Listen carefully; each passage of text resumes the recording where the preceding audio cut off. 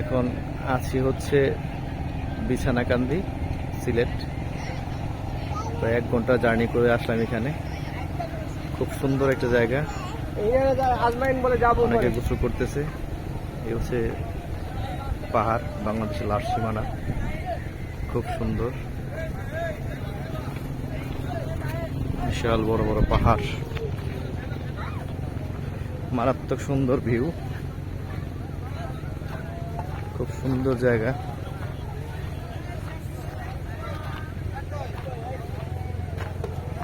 আসলে খুব সুন্দর।